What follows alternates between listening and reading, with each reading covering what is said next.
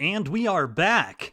Welcome one and all to the second Burnout Olympics! The only event that happens when we feel like it, and twice on days when we don't feel like it. It's great to be here, Bob. We've got two powerful riders here today, both vying for the gold medal. That's right, it's Arnold versus Bradley, and their approaches could not be any more different. Come on, I've got to pump up my word count! Arnold, doing arm curls with that hilariously oversized pencil isn't gonna pump up your word count. What? What are you talking about? If you want to pump up your word count, you have to, actually write. No! You're lying! Get out of my head! Ooh, and Bradley comes out swinging with some seriously devious psychological warfare. What are you talking about? I'm being serious. If you want to increase your word count, you have to actually write. How is that psychological warfare? Ah, and he's really doubling down. I'm surprised the referee hasn't jumped in to stop him. That's gotta be against regulation. And while they figure that out, another word from our sponsors. What? You just came back from a commercial break. What is this, YouTube? Anyway, welcome everyone to an ad-free episode of the Saved Us Draft podcast.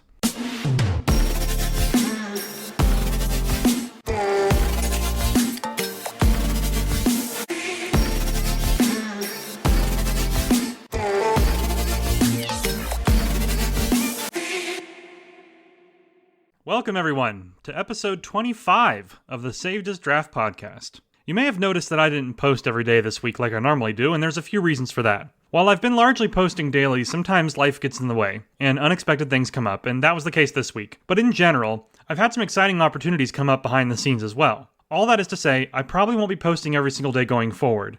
As much as it does wonders for traffic and numbers, I don't think posting 5 to 7 days a week is realistic for writers who also have full daytime jobs and other opportunities they're working on, like myself. So, I'm going to think about a better schedule going forward, and I talked about this in my subscriber chat yesterday, and I got a lot of really great feedback and support, so I appreciate that. I'm going to continue figuring out what works best, so I may stray from even that schedule that I gave you, but I'm going to try to stick to that at the very least, so that I can be dependable on when new stories and articles are coming out. And as I mentioned in that chat yesterday, the podcast will still be here every week on Friday. I'm not changing that. And the Power Up prompts will also be here every Saturday as well. All of that aside, today's episode will feature some tips on how to write epic battle scenes. This will be part one of a 2-part discussion on the topic, and in between this and next week's episode, I'll post a full article about the subject as well that includes everything, so stay tuned for that. Today's episode also features a recorded interview with writer and poet Audrey Anderson.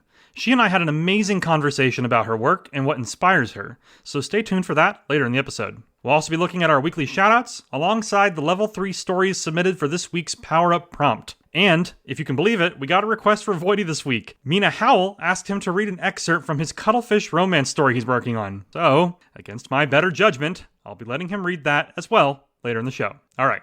And with all that housekeeping done, let's dive right into this week's featured shoutouts. So every week on Tuesdays, I open a thread for people to share links for the chance to be featured here on the show. I also share the links with Mina Howell and her Penny Dreadfuls podcast. We had a bunch of people submit links this week, so I've selected 5 at random like always, and we'll jump right in, starting with this first one. And our first shoutout this week is My 48 Days on Bumble, Finding Love After 50 by Patty B. This piece was a fascinating read, especially as someone who a few years ago was indeed trapped on dating apps, and also, to be honest, fully spiraling from the drain they can have on your mental health and self-confidence. Thankfully, I met Sarah over a year and a half ago, and from a relationship standpoint, my life has never been better. I of course read all kinds of articles on the topic when I was using the apps, but what I really liked about Patty's personal essay here is how it gives us a unique perspective, not only as a woman on the app, but as someone who falls into a different age bracket than I did. Patty's writing style and voice is just so authentic and genuine that whenever you read her work, it feels like you're having a conversation with an old friend. The piece here tells her story with some excellent context, plenty of great jokes, and more than a few anecdotes spread throughout. It also has a happy ending that left me with a smile on my face. You can't ask for much more from a personal essay like this. It was honestly a wonderful read, and I think it's something that anyone can resonate with, as I know over the course of our lives we've all either been single or on these apps at one point. Here's an excerpt that I really enjoyed. A friend let me peek at his Bumble account, and I couldn't help but scroll. A little market research, I told myself. Just a reconnaissance mission. The first woman is a Pilates instructor, holding a camera directly above her cleavage. Her list of requirements is long, including someone tall, fit, educated, confident, and successful. She doesn't mention her own credentials, and she's so heavily airbrushed that I can't tell if she's 25 or 65. Baffled, I move on to see the rest of my competition. An excellent read from beginning to end. Check the show notes for a link. Second this week is Lead Lungs, Chapter 6, by Lucas James. I checked out this chapter of the series first and then went back to the beginning before writing the shout-out this week, and I'm really impressed with the execution and writing here. Lucas has a very strong command of both atmosphere and world-building in these stories. The setting is a gritty, dystopian sci-fi that oozes style in every piece of prose and every line of dialogue. I was really impressed with how quickly I found myself immersed into the world and the characters. Here's an excerpt so you can see, or rather hear, what I mean. Unlike Europa, the lights in the vents came in waves, flashing in and out. Police cars, late parties, searchlights. As Malcolm waded through crowds of bodies, their faces shifted from light to dark, each person's detailed features only visible for a few moments. It was impossible to keep track. Malcolm had tried working for the day. He had to make it seem just like any other day for the others. He was as normal as he could be, considering he had a metaphorical gun plastered to his temple at all times, and a blast pack of C4 strapped to the insides of his most vital organs. He was a time bomb, in more ways than one. Since the story's ongoing, I would recommend starting from the beginning, and I'll endeavor not to spoil anything here, but like I said, if you're a fan of gritty sci-fi and even cyberpunk type stories, Lead Lungs is a series I would absolutely recommend. Check the show notes for a link. Third this week is Cats in the Cradle by the Sable Butterfly. This is a wonderful short story about a cat burglar who is haunted by the ghost of her successful mother. It begins during a high-stakes heist in a museum, and it's quickly clear that her deceased mother has opinions on how she handles things. It's hilarious to think of an extremely tense scene like this undercut by the constant criticism and bickering that you see, and in practice, it's just as funny as you would imagine. As the main character focuses on dodging security and capturing her prize, her mother critiques everything along the way. I loved how the story expertly balances comedy with the tension you would expect from a heist story like this. The ending is also charming and ties things up nicely for the characters. As always, The Sable Butterfly also includes superb imagery and dialogue throughout. Here's an excerpt. Thalia Voss crouched on the ledge of the fourth story of the Armitage estate, lockpicks in her gloved hand, tension in her spine, and her mother's disembodied voice in her ear like a bad conscience with pearls. "You're too slow, darling. Honestly, I taught you better than this. Is that the Slim Jim I left you in Prague? You bent it! Look at that curve! That shameful craftsmanship!" Thalia gritted her teeth. "Could you haunt literally anyone else?" Check this one out when you get a chance. Link in the show notes. Fourth this week is The Skeletal Knight by J.M.S. Tangim. This piece is a haunting poem that also weaves a beautiful tale that falls somewhere between a folklore and a bedtime story. It's really quite beautiful in motion as you're reading it as well. I really liked the rhythm of each line. It also covers a wide scope, touching upon individuals, nature, and the passage of time before settling back into a very personal final stanza. I really enjoyed this one, and here's an excerpt from it so you can see what I mean. Many centuries go by unheard. What the wind tries to tell them. It always warns them of the bees. The parchment remains blank every time. Honey drips left blots on their skeletal chests, dried up with summer air. They felt both warmth and heat, skin on ribs. The parchment remains blank, never inks the seas of secrets underneath. Notice how that stanza in particular sort of zooms out to the passage of time and the secrets that are lost to the centuries. It's a really profound poem, and it manages to be personal as well at the same time. Check the show notes for a link. Our final shout-out this week is Searching for the Meaning of Life in a Graveyard by Jimmy Daleson. The author mentions that this piece was for a challenge that tasked writers to use second person. The story stars Jimmy Daleson themselves and places them in the role of a cemetery tour guide, which allows the second person writing to be used perfectly, since a tour guide would indeed be addressing you directly. What follows is a winding soliloquy that touches upon themes of desire, jealousy, and revenge, before landing on the all-important question many of us ask ourselves countless times in our lives, which is, what is our purpose here? Instead of giving an answer, however, Jimmy leaves us with more questions, much of which spur further thinking and leave you with even more uncertainty. It's a fun read, though. Here's an excerpt to showcase some of the unique style on display here. So what does this man represent to us? A humble nature of earned accumulations, those tangible assets collected through daily toil? Or is his story the one of privilege, where only a coin purse is required to make dreams come true? Men such as this leave a bitter taste in the mouths of those who have to scratch dirt to have anything in this life, cursing those born with their sandcastles already built.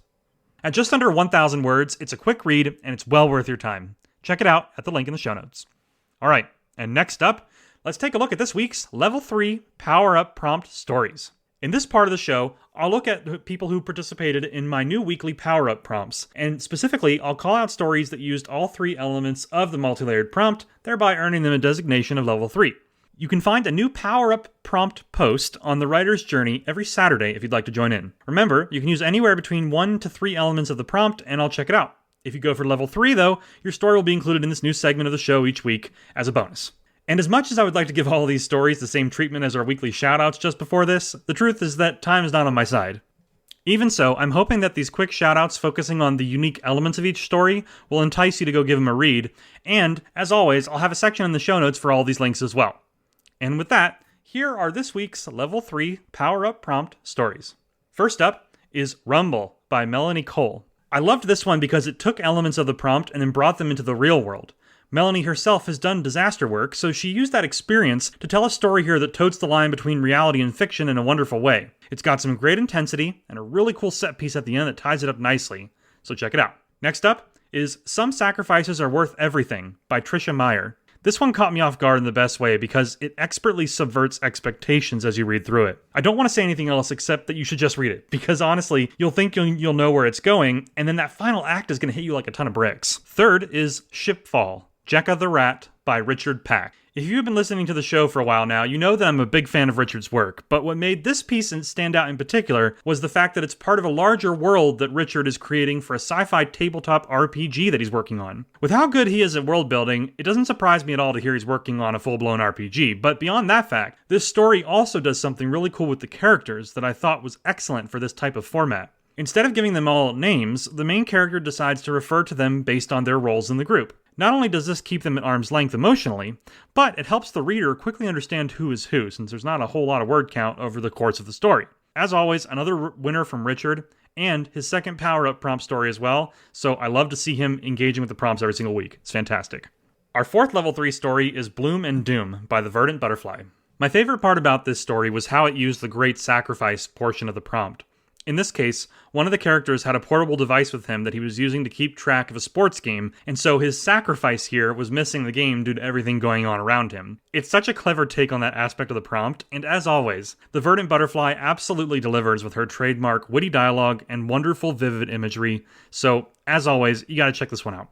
The fifth level 3 story this week is The Sinking Swamp by Mary Ellen Brady. One of my favorite things about Mary Ellen's work is how she weaves in science with some of her stories. She brings up complex topics or references real scientific concepts, but does so without alienating the reader or slowing down the story. And that's the case here. The story she tells leaves the reader with a powerful message. Tack on the absolutely beautiful imagery in the piece and the magical wonder that only Mary Ellen can achieve, and you have more than plenty of reasons to give this one a read. Our sixth level 3 story this week is The Flower of Aisling by Kira Finley. This story is a prequel to a larger project that Kira is working on, and it marks the first time she's ever publicly posted one of her short stories. I was really excited when I heard this, so I dove right in, and what I discovered was a rich and beautifully realized fantasy world. The atmosphere of the piece is superb, and what really makes it unique are the scenes that pull us into a location called the Dream Space that really sort of elevates the entire setting as a whole. So go ahead and show your support and check out this amazing new world at the link in the show notes. Number 7 in our list of level 3 stories this week is The Swamp of Secrets by Mina Howell. What makes this piece unique is that it fully leans into Mina's unique style. As someone who does a lot of eco-fiction, Mina's work often focuses on the consequences of not only hubris, but the destruction that mankind often inflicts on the planet we call home. In this piece, she zooms into an explorer in the swamp from the prompt, but when she goes to take the flower that she's been searching for, she finds out that taking it will destroy the entire swamp and everything living within it. Then the question becomes, can she really destroy an entire ecosystem just to save one person? Even if it's someone close to her. You're just gonna have to read the story to find out. And last but not least, our 8th level 3 story this week is Dark Green Night by Sammy O'Neill. This is the second story I've read from Sammy, and both times I was blown away by the ending in each story. This one in particular does a great job of building intrigue and mystery, and just like the story Sammy entered for last week's power-up prompt, the ending pays off in a really cool, very satisfying way. The creativity on display is phenomenal, and once again, I'm hoping we get a sequel. And it sounds like we did, because I got a message from Sammy earlier with a link. And that's it for this week's Level 3 stories. But hey, look at that turnout. 8 stories used all 3 elements of the prompt. At this rate, I'm going to need a separate podcast. I'm just kidding. Saved as Draft will always have room for more stories. So thank you to everyone, and look forward to our next power-up prompt tomorrow. Next up, our weekly writing discussion. This week I want to talk about battle scenes. If you're anything like me, you grew up watching incredible scenes in movies like the iconic Battle of Helm's Deep in Lord of the Rings: The Two Towers, and you thought to yourself, man, I want to write something like that. Well, this week and next week on the show, we're going to talk about how to do epic battle scenes in your stories. How can you pen battle scenes that feel chaotic and epic without feeling disjointed or worse, boring? I'm currently in the trenches researching all of this for an upcoming article on the writer's journey, but for now, here are 3 tips on how to write battle scenes that capture the thrill of what we've seen on movie screens over the years.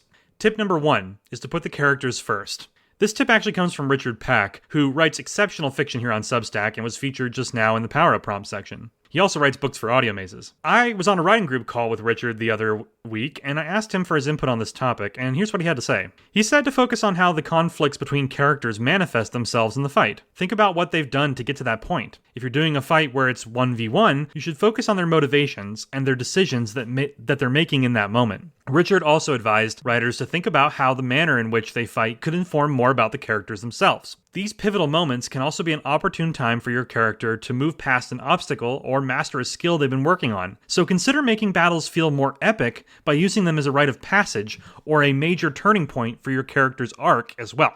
Tip number 2 is to keep the story moving forward. You never want a fight scene or a battle scene to exist solely for the purpose of just throwing some action into the story. It should be moving the plot forward at all times. This is where you have to find a balance between realism and storytelling, because writing a realistic fight scene that discusses specific actions step by step may be accurate and realistic, but it doesn't make for a very fun read. Even in films, fight scenes are all about the spectacle. They quickly jump from one visual to the next, and this keeps the film moving forward. So, allow your reader to construct the finer pieces of the scene in their mind. Feed them the most important details, and then allow them to glimpse the character's thought processes and decision-making, all while moving things forward. Another podcast I listened to for writers once said that when you enter a fight scene, your goal should be to get out again. The reason for this is because once you enter any fight scene in your book, you already begin to slow the pacing down from the moment you step into it.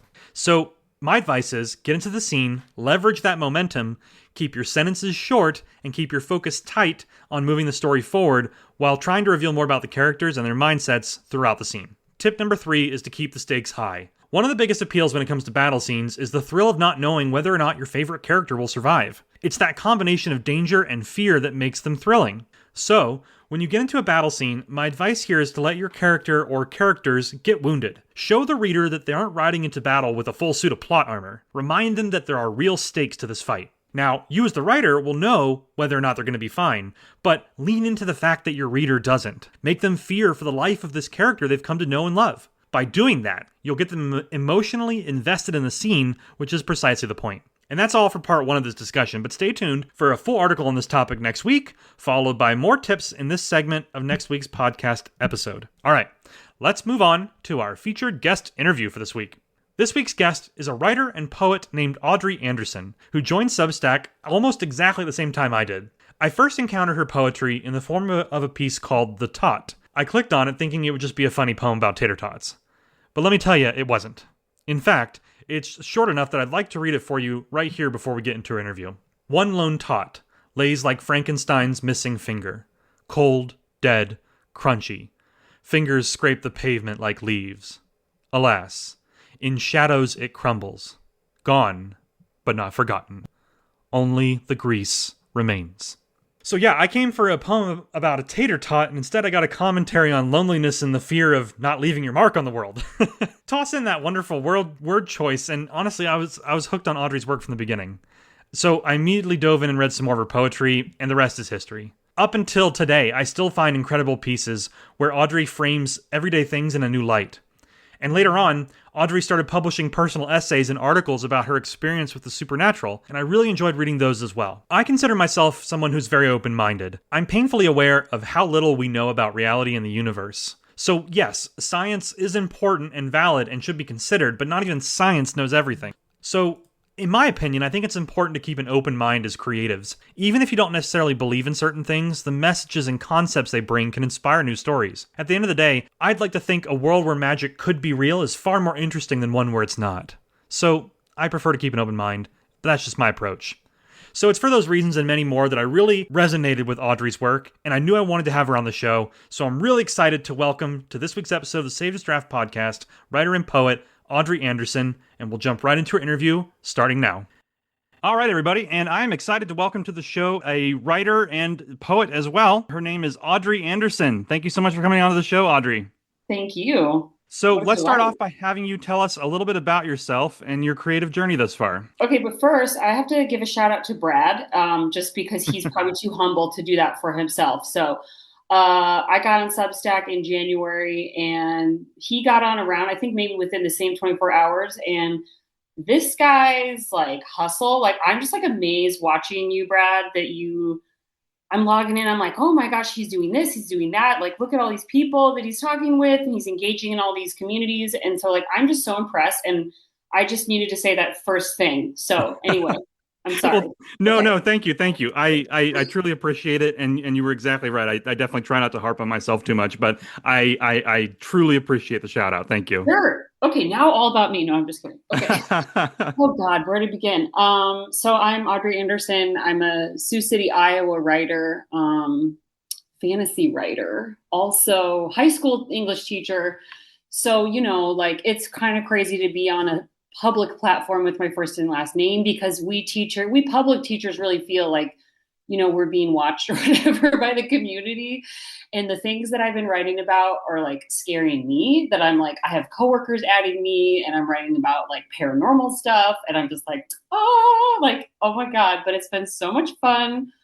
And yeah, I originally came on Substack to kind of promote my fantasy novel series, but then poetry kind of got reactivated. And so I've been doing a poem a day almost every single day since January.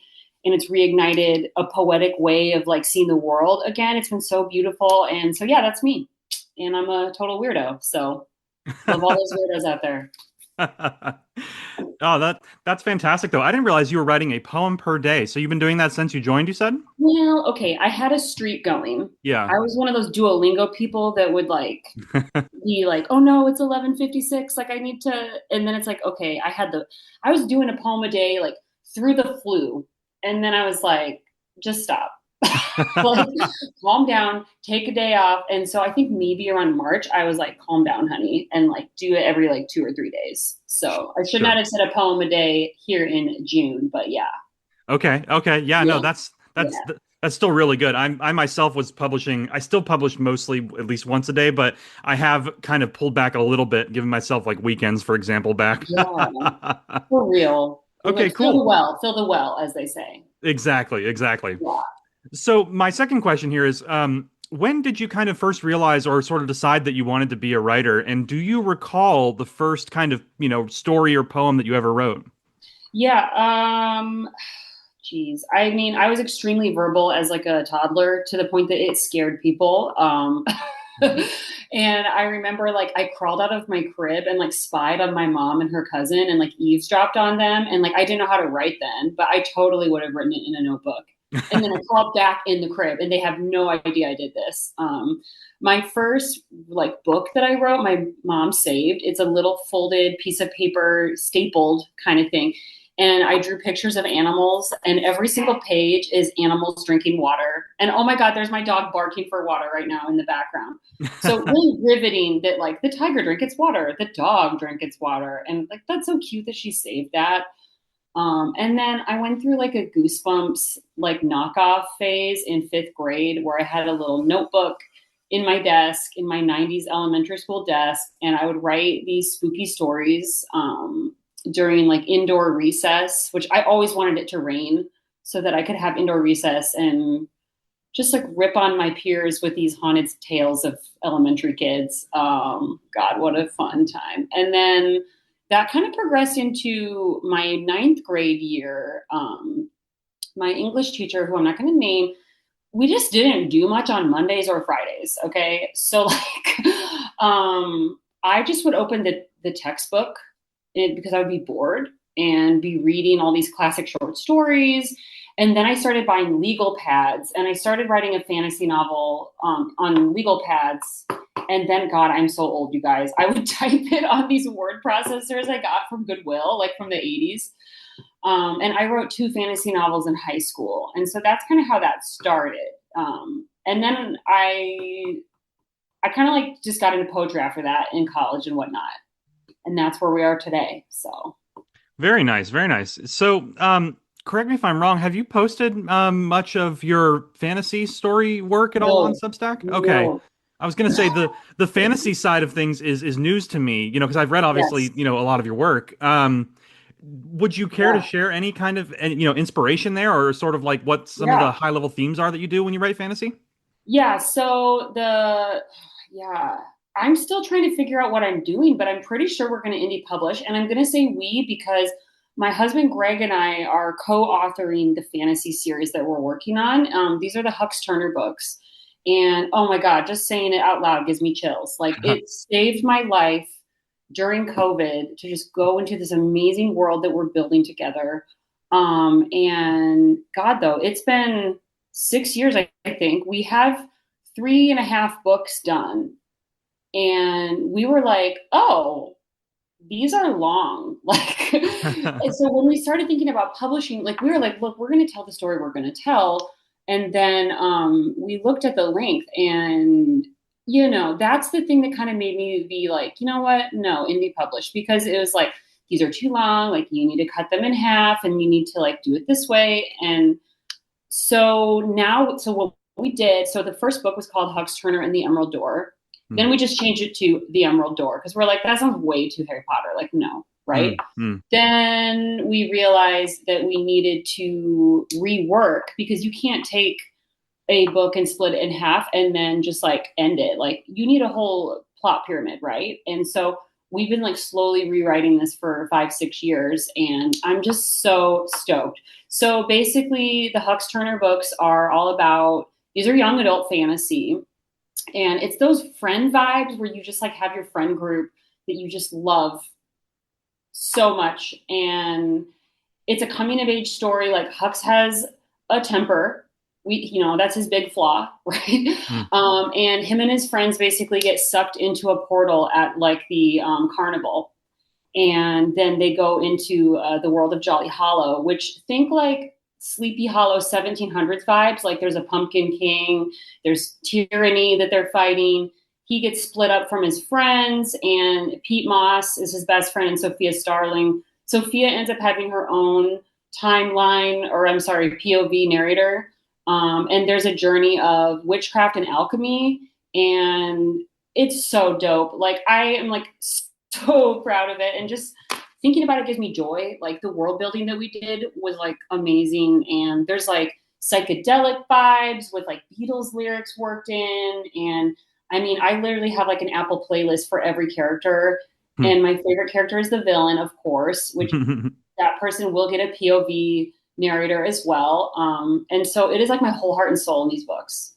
Wow. And so that's why no one's heard a word, because I don't want to mess up like how I release them. I don't really know what I'm doing.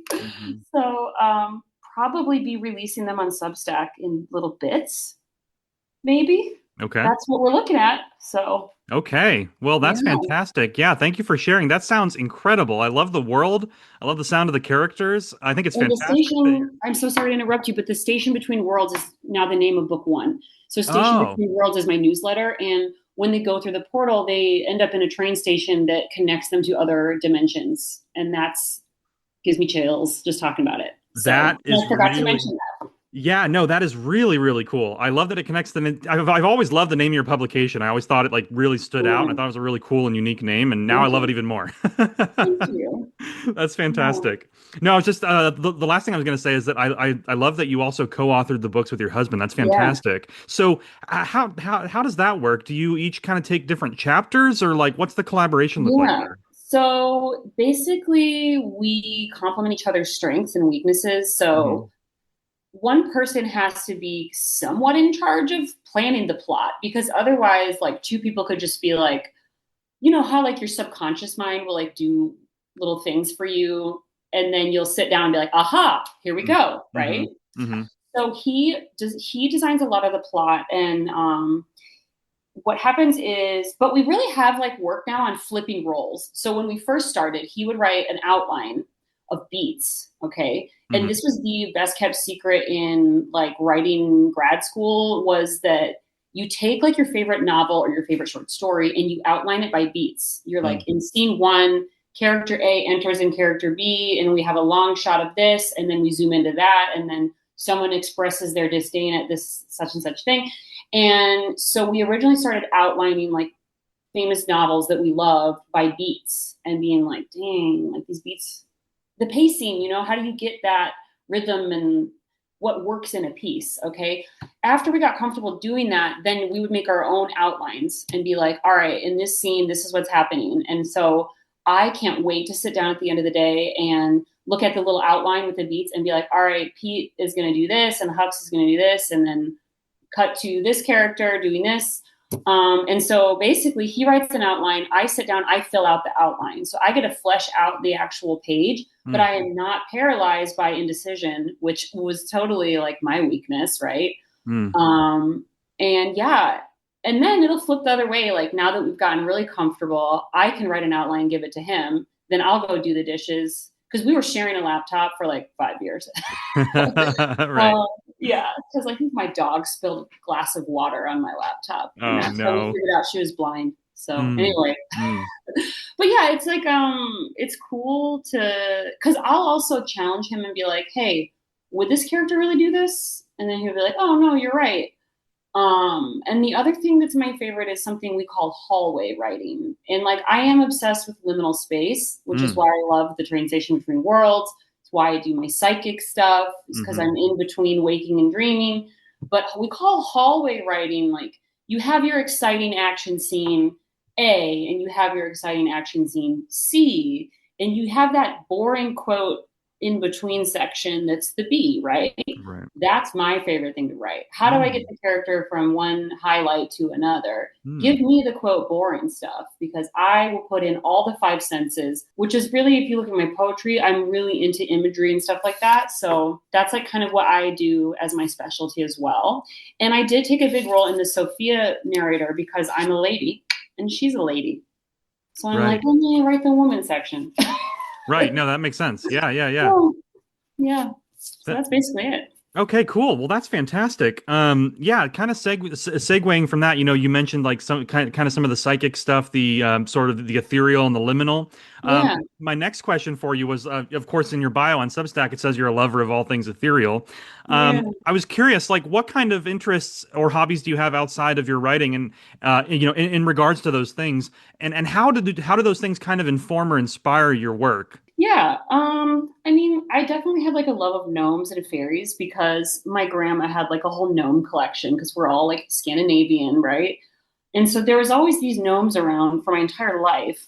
And then she did give me her harp, which I'm still very intimidated by, and I barely know what I'm doing when I play, but that's super ethereal, right? And then the tarot stuff, basically, it was so funny. Sophia goes down like a path of witchcraft, and she's a very like reluctant skeptic type, which is it was me big time.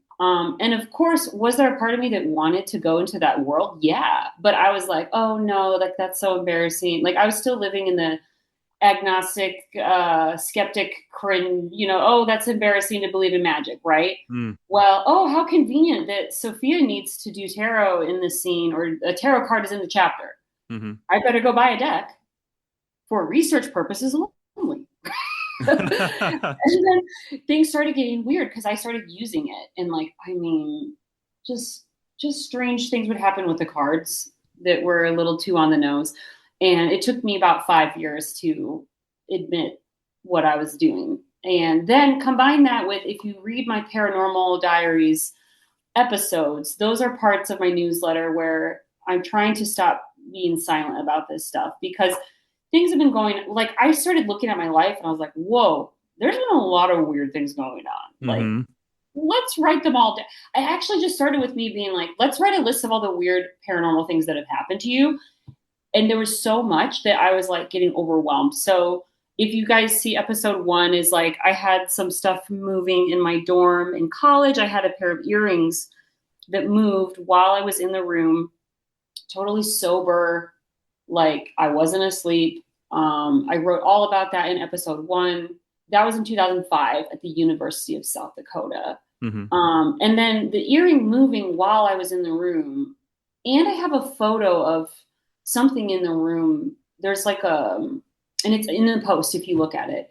There's like a angelic looking being, like almost like a porcelain doll, like blurry blue ghostly face. Mm-hmm. And there's also like a fairy looking fetusy thing in the image. And this is in 2005. This basically shook me out of my belief system because no matter what I would tell myself, I was like, I can't forget about that. Like, I didn't move my earrings. Like, and then over time, like I started having dreams of people who had died that I knew. Like basically every dead relative that's ever been in my life has visited me. And, like after about 5 or 6 of these dreams, you kind of are like, what's going on with that? What's going on with that? And the thing I'm building up the courage for, Brad, with this is a very amazing thing that happened at my house with the house spirit. I have physical evidence of this thing. I'm not going to spoil it because I'm working up the courage to talk about this, but basically objects are moving in my house. We come home and every single dresser drawer, every single storage container is full of dog food in my house. And the door was locked. Like nobody pranked us, and like right now I'm sitting at my desk. Oh, there's dog food right there. I know who did that. You want to know how I know? He came and visited me and told me his name and laughed at me and was like, ha ha ha, like I'm basically messing with you. But it's friendly. So like, it's crazy. It's crazy that I'm telling you this. It's crazy that I have my first and last name like out there, like, and I'm a public figure. Like I'm a member of my community. You know what I mean? Like I have everything to lose by talking about this, but I made a vow to follow my intuition and I have to do whatever it tells me. And it's telling me to write about it. And so I have to, Brad. Yeah. So yeah. Yeah, no, absolutely. I'm really glad you brought up some of the kind of I think you call them the Paranormal Diaries. Is that right? The series that you write. That was kind of my next question that I was going to ask you about, because I really respect the fact that you are kind of very open and honest and just genuine about your experiences in that regard. And as someone who also considers themselves very open-minded, I think honestly it's just pure hubris to try and like lock out certain things just because we can't explain them. You know what I mean? Yeah. And so I don't know what they are. You know what I mean? Right. Like, yeah. Sorry. Yeah. No. Yeah. Exactly. No. I absolutely agree. So my kind of follow-up question there then is, how has the reception been for some of those posts? Because you've been doing them for a little while now, and obviously the first time I saw it, I was extremely interested, and I thought you wrote it and portrayed it perfectly, from your experience. But I'm curious, like, how has the community kind of embraced that side of your work? Well, there's multiple communities, Brad. There's the humans, and then there's the interdimensionals. Fair, yeah. The humans have been amazing. Like, I was really just kind of like almost going to puke. And I just was so scared every time I hit publish. Not one annoying, get your house checked for gas leaks, like no comments like that have ever happened. Just, it's been so amazing. And even like coworkers that I was like nervous about them, they'd be like, oh, can I add your Substack? And I'm like, I'm going to puke. Like, I'd be like, yeah, they're going to see it. And then they would talk to me and be like, I really love that. And it's like surprising how many people do believe, but that you wouldn't expect. And so I'm like, you know what, whoever wants to read it, whatever, it's fine. Like, my husband was there. He's a skeptic. He believes me. Like, I have witnesses, like, it's fine. And then the other community is, Brad, every single time I write about the paranormal, they visit me. Like, when I wake up in the middle of the night, I roll over in bed and then I see them. Who are they? That's the question. But it's these beings that want me to write about them, and they love it. Like, I have one fan called Lucy, and she'll probably see me tonight now that I'm talking about her. Hopefully you don't mind, Brad. They might visit you. No, I'm just kidding. But like, no, I mean, it's wild because I can't believe I'm talking about this right now, but yeah, every time I write a poem about them or a post, Mm-hmm. something either happens at my house or I see them in a vision, and they're just like my friends. Mm. So Okay. they Yeah, I want me mean, to write about them. yeah, I mean, as long as it's all, friendly and there's no like kind of malicious Yeah. nature to it, I mean, No. it's not a problem at all in my opinion. Yeah. So question then, do you think that you writing about them causes them to kind of, manifest or appear, Yeah. or do they ever kind of appear on their own and inspire your work that way? Okay. So the house spirit like steals things, Hmm. and my water bottle went missing, and Hmm. I ordered a new one. And I said to my husband, "You just wait. Like now that the new one came in the mail, the other one, I'll find the other one somewhere really weird, right?" Mm. And then there was like a little few seconds pass, and then I was like, you know what? Actually, no, that's too obvious. They won't. If I'm guessing that they're going to do that, they're not going to do that. So Okay. what did happen? I hadn't touched the harp in like 6 months because I'm busy, and I decided, and I dedicated the harp to them, so like they know that it's for them. Mm. And I felt bad that I wasn't playing it. So I'm like, okay. So I go to play my harp, and I lift up the little scarf I have over this basket of sheet music, right? I lift up the scarf. I haven't lifted up this scarf in like months. And what do I find? I find handfuls of dog food. Of course. And I find some perfume that went missing like 7 months earlier. I didn't put the perfume in a basket under my bed. Mm. And Hmm. my children didn't. Like, it's just like a little on the nose that they will do things like that. And like, the first time it happens, you just laugh and you're like, oh, that could be nothing. But like, they will keep doing it until they do something that can't be explained, that Mm. you didn't do, your husband didn't do, your kids didn't do. Mm. So yeah, I can't even remember what you were asking me. How do they make themselves known? Things like that. Yeah, no, for sure. Yeah, no, and yeah, that definitely answers that question. Yeah. The other part of my question was like, do those experiences ever inspire you to write? Obviously they inspire you to write like your paranormal diaries, but Yeah. have you been inspired to write poetry based on Yes. any of these Yes. experiences? Yeah. Gosh, Brad, you're gonna out me here. I'm talking about fairies, okay? Hmm. So that's something that I had a really hard time admitting out loud. Yeah, all of my poems about fairies are about them, Okay. and they love the poems. Okay, there's a lot of them if you go through, because I was basically working up the courage to talk about this, and so the poems were a way for me to write about them, but being able to deny it. But now I just admitted it on your podcast, Brad. Oh my god. Oh, you got me. Well, I think Yeah. that's beautiful, honestly. Like something that I also really love about your poetry is that you like, okay, I'm gonna bring up the tater tot thing because I brought it up a ton of Yeah. times, and I will give everybody context in the podcast episode before your interview starts, so that they're not like, what the hell is this tater Yeah, tot thing? But sure. that poem is a perfect example of, in my mind, of the ability to look at something that anyone else would just kind of, literally just throw away or just walk away from, not even think about twice. But you were able to kind of zoom in and find this like, oddly profound kind of takeaway from just a tater tot, which was incredible in my Yeah. mind. Aw. So my question for you is, like, and a lot of your poems do that, where they find like kind of the magic in the everyday is kind of how I describe it. Yeah. And so I'm just wondering, like, how do you go about writing like that, and like, what's your Yeah. thought process? Because I honestly, like I said, it's one of my favorite things about your work. Oh, thank you so much. Okay, that came from, I had a mystical experience when I was 25. Ironically, it's what stopped me from writing poetry. Mm. I basically was out of nature, and I had this amazingly mind-blowingly, like, I don't know if you've ever read like about William Blake's mystical experiences. Like, it was just like, oh my God, everything is one, everything is so beautiful, like the universe is made of love. Like, it was just like this mind-blowingly like realization that there's like beauty everywhere. Mm. And I started like seeing the same thing everywhere I looked, but in different forms. Like, I would be like, oh my God, look at like the sun in those leaves, or look at the way that the walnuts like fell in this way that I feel this thing. What is this thing? in the ripples in the water, I see this thing.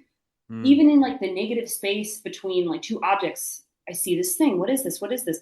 I saw it that day, and I've been seeing it ever since. And I didn't have a word for it until I picked up a copy of the Tao Te Ching. And I was like, oh my God, the Tao that can be named is not the eternal Tao. The name, like, oh my God, just read the Tao Te Ching. Like, I was like, this is it. Like, literally. And for anybody out there who hasn't heard of the Tao Te Ching, just think the Force from Star Wars, because he straight up ripped that off from the Tao. There's this thing everywhere that's beautiful, but it's like pinning down a butterfly. Like, you can't name it. The Tao that can be named is not the eternal Tao. In fact, let me read you the first verse of the Tao Te Ching to get, okay, hold up. And that's like the yin yang symbol, if anyone is like wondering. Okay, the Tao that can be told is not the eternal Tao. The name that can be named is not the eternal name.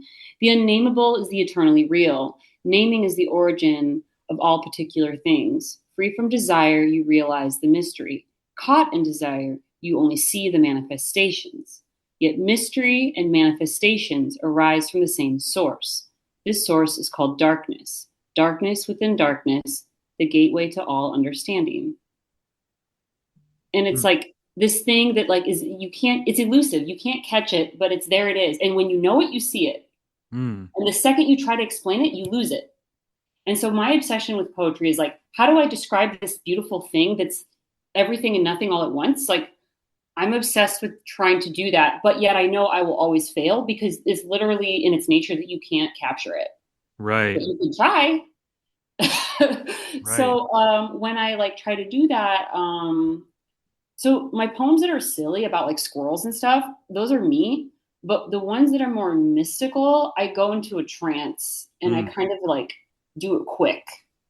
And I don't really understand with consciousness, is there something working through me that's not me? Like, I don't know. But I can tell it's different than like, but the tater tot was just me being like, well, that looks like Frankenstein's toe. Right. You know, and like children, like I just published an essay about the inner child. Like, why can't I look at a tater tot and like think about a toe? You know, like I'm a free entity. Isn't that the point of being here? Is that like life is magical, and if you don't look close, like it's gonna slip away. Yeah. You know? Yeah. And that's like, incredible. The could be pretty. Yeah, no, that's incredible. That's such an amazing answer, and I appreciate you reading that verse as well. Yeah, it's so interesting because I feel like that describes your poetry perfectly. It's like it's able to, even for just a split second, kind of capture this thing that is otherwise, you know, if you were to try to capture it in any other format, right, other than a poem, it wouldn't even come close. I feel like the way that you do it with the poetry, it's like you're able to, for just a second, kind of glimpse something, like you said, that is almost impossible to describe. I'm trying. But the thing that's funny is that I'm a huge believer that like in the mystical experience, you realize words force us into categories that are like going to always be false. Like even your own name can't truly get like your essence. You know what I mean? Right. And it's like, what's the way? Like taste? Like, I don't know. Like, like, I don't know. And that words are just a way to try. But they're fun. And I do think there are visual artists and musicians and even like chefs, like that all the senses can try to do a thing. And it's like, I don't know. I wanted to keep trying. Yeah. But I know I'll never quite get there, but I'll get close like every time. Yeah, no, for sure. Well, I mean, for what it's worth, I feel like you're moving in the right direction because there's a certain, like, for lack of a better term, a certain magic to your poetry that obviously endeared me to it. So, and I know plenty of others as well. So, yeah, of course. That's fantastic, though. I really appreciate you kind of diving deep into like the inspiration there. That was really cool. It's amazing to have somebody want to know that. Like, how cool. No, yeah, absolutely. So my next question here is, we talked about this earlier in the interview. You and I started on Substack around the same time, possibly even the same day. It sounds like. So what initially kind of drew you to Substack specifically? And, just in general, I was wondering, how's your experience been thus far? How are you feeling about it? Yeah.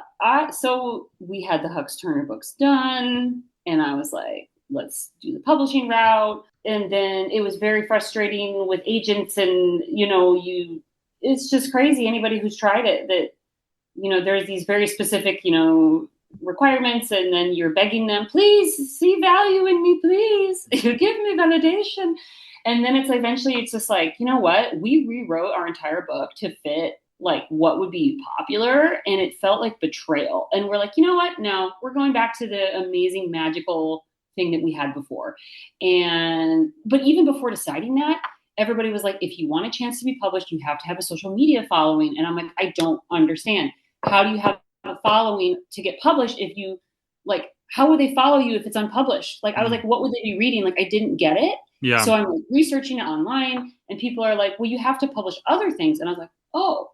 So then I found out about Substack through just like, I think maybe like a Reddit writing thing or something. And at this point, after my mystical experience, I was like, the world is beautiful, joy, love. Like, I was like, God, my poetry has been so depressing, like in college and stuff. Like, I've been like very writing about these dark things. And I was like, I can't. Like, I just had to heal my soul. And so I stepped away from poetry because I had this idea that it was depressing. So I didn't write poetry for like 10 years. And Brad, the Tater Tot poem was my first poem in like a decade. Wow. And that was at the teacher's lounge. Like, as I was like walking to like refill my water bottle, I'm like, that is a beautiful tater tot. Like, so then when it was like, get on Substack, I'm like, well, what would I write? I don't want to release my novel yet. I don't really know what I'm doing. Poetry. Mm-hmm. And it was like uncorking a champagne bottle, that there was all this stuff in there that I didn't know was about to explode. And then it was so like scary at first. Like, I felt invisible, and I would post things and like nothing would happen. And I was just like, I'm going to keep at it. And then I think you liked my top poem, and I was just like, okay, somebody gets me, whatever. Like, I'll stick around. Like, even if it's just a few people who think whatever, like, that's fine. And then it was just fun to like make friends on there and see like the same people come up in like your feed, and you're like, that's my friend. Like, that's my friend. Like, it's so cute, and it's such a nice, positive place. And like the lack of ads rules as well. So yeah, I've had a really good time. The only tragedy is having time to read everyone's work. I know it's like really impossible to do. I want to read everyone's everything, but then I'm like, I have like toddlers like climbing on me and like spitting on me and stuff. Yeah. Yeah. That's definitely something that I struggle with as well. Is like there's so many like your work, and then plenty of other people obviously on Substack that I do my best when certain names pop up to kind of be like, all right, I got to check out their latest thing, even if I can't catch up on the old stuff. But I'm like, you know what? It's never ever any hard feelings if any of my pals can't read something. It's like, look, we're all hustling out in the real world too. Like, right, there's yeah, so many demands on everybody now. So yeah. yeah. No, absolutely. But yeah, you're spot on about the community and just like the sense of like, friendship and just positivity and just, everybody's like interested in like genuinely interested in like, reading other people's work and like, lifting each other up. And, it's just, it's like an oasis on the internet for me. I've hope never. it doesn't change too much. Like, I'm loving it the way it is. Right, exactly. Yeah, everything I do is to like protect, like at the very least, the bubble that I have in my center of the community. You know what I mean? Yes. Like keep that the same, if I can. Yes, it's the best. So when you're kind of exploring on Substack, are there any particular kind of writers or poets that you would like to recommend at all to the listeners of the podcast here? Yeah. So so many random ones come in too. Like, I just said something like, connect me to the weirdos, and like more people came, and I was like, oh, look at their poem. But okay. So I think you just, interviewed Mary Ellen Brady. Yep. Love her stuff. Emma Steele is fun. And then, Andres from Archiving Unreliably, we wrote poems about roadkill together. Like, and so he has like really fun, like real world, personal essays and some poems. And frankly, everybody follow him because there's some good stuff on there. I also found Nymphish, her poetry rules, and What's Her Name I just found yesterday. Like, I'm finding more people every day. Right. And it's just keeping up with reading it. Yeah. Yeah. No, absolutely. Those are some great recommendations. I do remember the roadkill poetry. Yeah, Yeah, it's such a unique topic, but I remember reading those. Yeah. yeah. As a So squeamish vegetarian, I was like, I'm gonna write this. right, right, right. All right. Well, this is my last question for you here.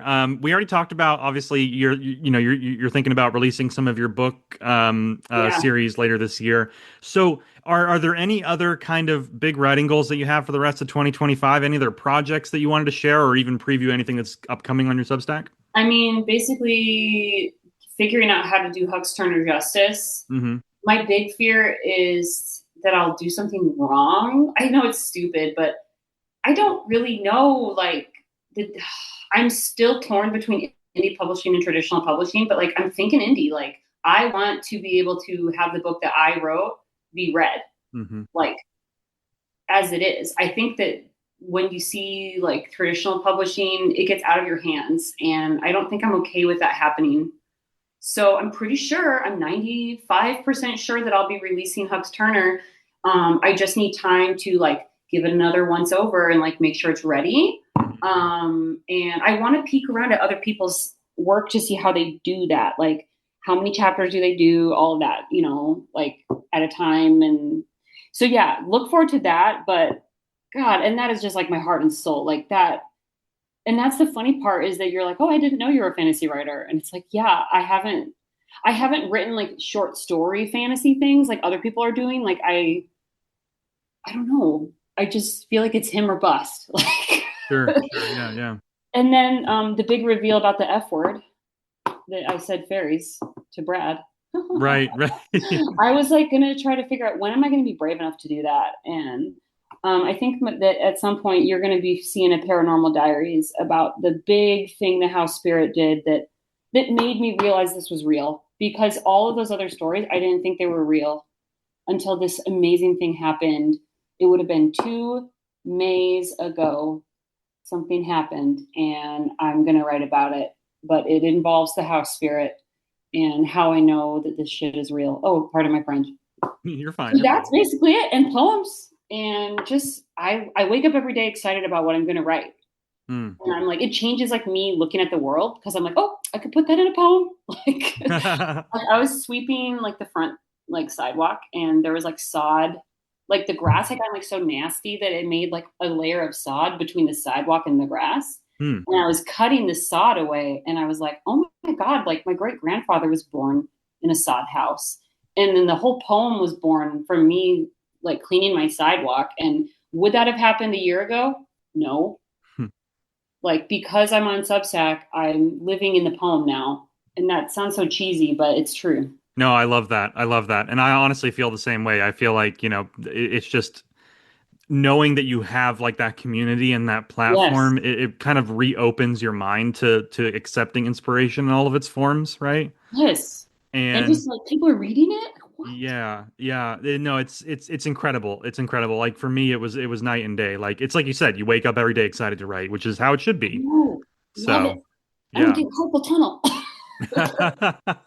Did everybody get one of those little things that makes your laptop like angle up Mm, slightly? Game yep. changer. And when I don't do that, carpal tunnel. Because I know we're all typing all day now because we're all addicted to this. So Right, right, right. No, that's good. That's a very good tip. Yeah, yeah. Focus on ergonomics. oh, for real. Well, this was so fun. Thank you so much. Yeah, of course. Thank you, Audrey. I really appreciate it. This was an amazing interview, and thank you again for coming on the show. Yay. All right. Well, you have a good day. All right, you too. Thank you so much. Okay, cool. Talk to you later.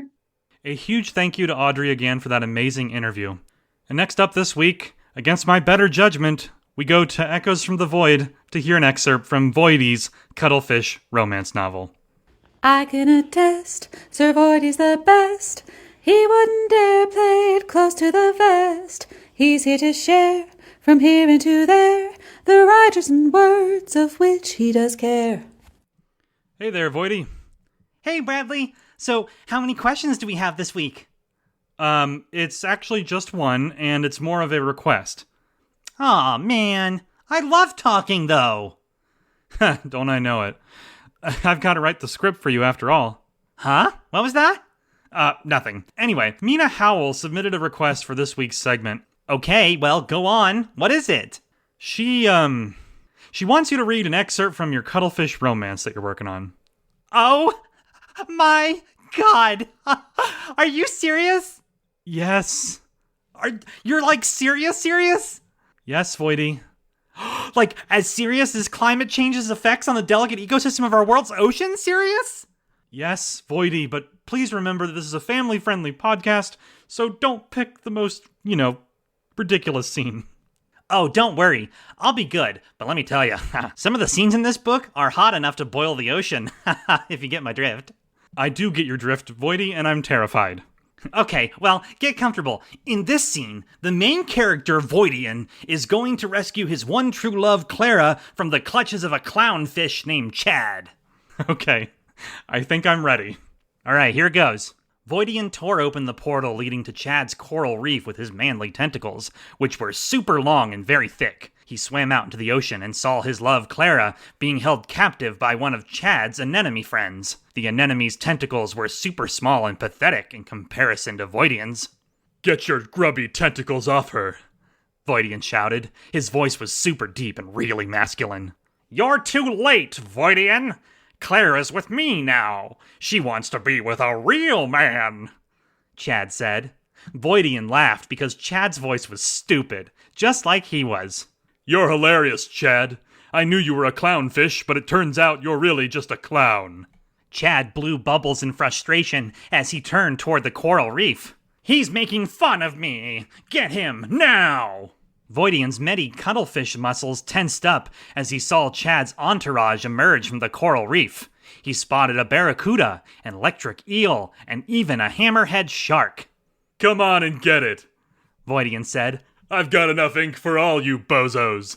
Chad's entourage was stunned by Voidian's sick burn, but they managed to pull themselves together and charge toward him. Voidian blasted them with his ink, which was super toxic, thanks to all the protein shakes he drank to stay in shape. While they were stunned, Voidian used his massive tentacles to slam them into the coral reef, knocking them all out. When he was done, he turned to Chad, who was trying to run away. Where do you think you're going? Voidian asked. No, please don't hurt me. I'm just a weak little clownfish, Chad screamed. You're lucky I already ate. Otherwise, you'd be lunch. Now get out of here, Voidian said. Chad ran off and Voidian went over to Clara, who had freed herself from the anemone. Voidian, thanks for saving me, she said. Voidian nodded. Of course, babe. Anything for my little cuttlebug. Clara cuddled Voidy and kissed his cheek. Why don't we go back to your place, and you can show me what those tentacles of yours can really do? Voidian picked her up, and they headed back into the void together. Okay, all right, Voidy, we're stopping there. Aw, but we're just about to get to the good part.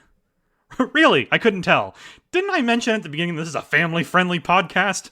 Yeah, but my stuff's nothing compared to the romance novels you did when you were a ghostwriter. Okay, first of all, how did you get your hands on those? You know what? Doesn't matter. I think that excerpt is plenty for now. So, thank you, Voidy. I think people are really gonna like your characters. Yeah, they're pretty multifaceted, aren't they? They got a lot of depth.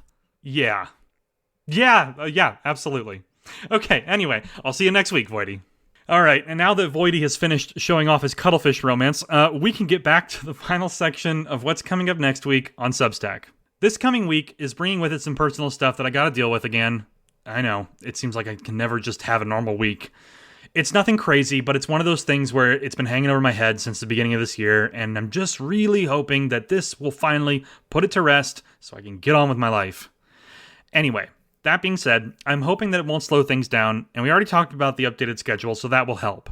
But outside of all that, I do have some catching up to do, so I'll start by sharing the next power-up prompt tomorrow afternoon, and then this week I'll be working on our next writing article about the aforementioned battle scenes topic, and we'll also finish that conversation on next week's episode of the podcast as well.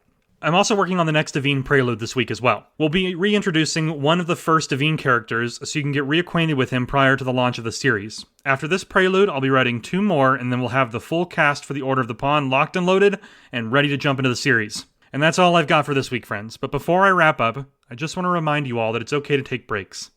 I make jokes about burnout because I myself pushed myself to that point a lot, and I'm trying to get better. So my advice to you is to be kind to yourself. Have fun writing, focus on your goals, but remember that you're just human. So am I. I'm wishing you all a safe and productive week of writing, and this is Bradley Ramsey, signing off.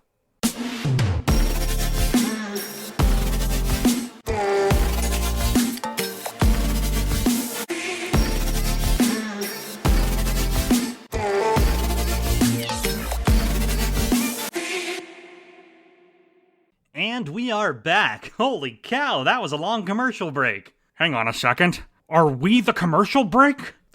Hey now, this is the Burnout Olympics, not the Existential Crisis Olympics. So get out of here with that kind of talk. Ha, yeah, you're right. Let's get back into it.